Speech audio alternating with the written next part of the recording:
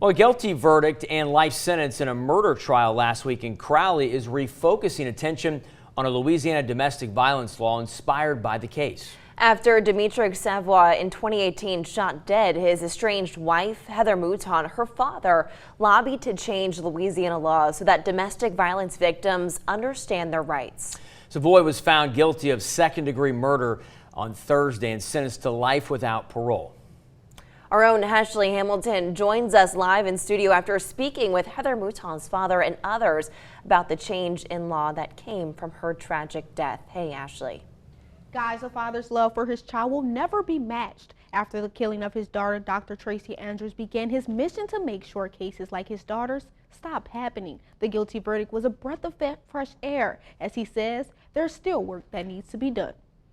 The death of Heather Mouton in 2018 changed Louisiana laws forever when it comes to restraining orders. Awesome young lady, and I mean that from my heart. She's very outgoing, friendly. After Heather's death at the hands of her husband, Dimitri Savoy, her father, Dr. Tracy Andrews, began rallying for Heather's law to be implemented, something that could be a critical lifeline for domestic violence victims. Other people at least would understand what protective orders are, what restraining orders are, and the limitations that were there when you filed them. Heather's law informs victims that if you file a protective order, it doesn't automatically press criminal charges.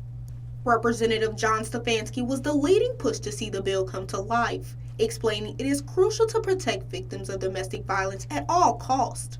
Before the law was passed, a copy was sent to law enforcement. However, there was no mandate that they actually review that. Now, the law enforcement has to review that, and I think is going to help save lives in the future. At the time, Mouton had a temporary restraining order against Savoy, but was unaware of all her options of staying safe.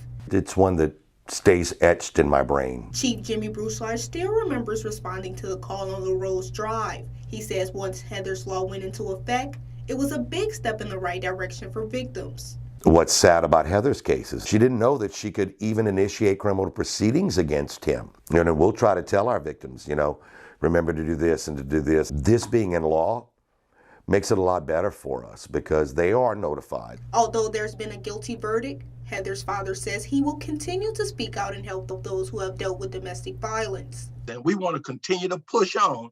And if one life is saved through our efforts, then our labor is not in vain. Andrews also says that although he's no longer in Louisiana, he will continue to see that those dealing with domestic violence know there's always a place where they're welcome. He also lives in Texas, where he has created the Heather Houses. He plans to bring that back here in Louisiana. In studio, Ashley Hamilton, News 15.